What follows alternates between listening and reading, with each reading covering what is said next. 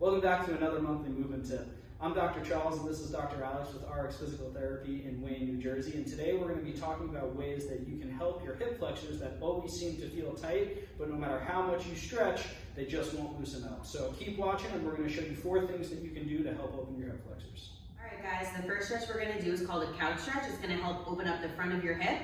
So you're going to grab something that you can get your knee on and you're going to kneel down and you're going to put your foot up against the wall. From here, you're gonna sit up tall until you feel a stretch in the front of your leg right here. You wanna put your hands on your hips and make sure your pelvis is tucked under to get more of an intense stretch. From here, you're gonna take 5 to 10 deep breaths, holding this position, and then you can switch to the other side.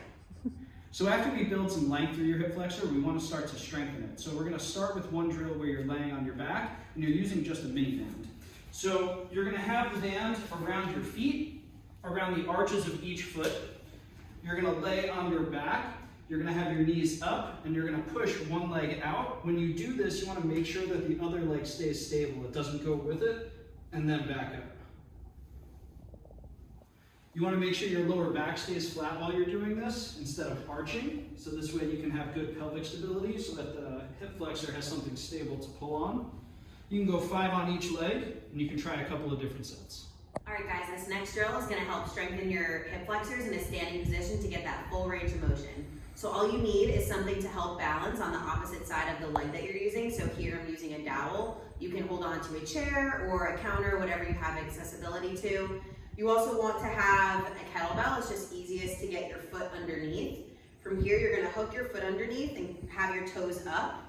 Then you're going to just march. So bring your knee up towards your chest and come back down. While you're doing this, you want to make sure you're not slumping your trunk to either side and you're keeping a nice upright position. So you can do 5 to 10 of these on each side and then switch and do a couple of sets. The last drill we're going to do is build a little bit of eccentric control through your hip flexor, and that just means we can build some strength as the muscle's elongating. So we're going to use a box to lay on, and we're still going to have our foot loop through a kettlebell.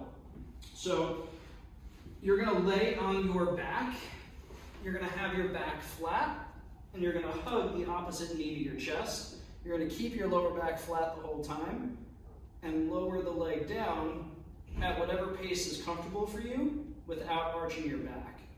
Once the kettlebell goes all the way down, you're going to reset. This way you don't have to worry about pulling the kettlebell back up to your chest against gravity. You can try 5 of these with a light to moderate weight kettlebell.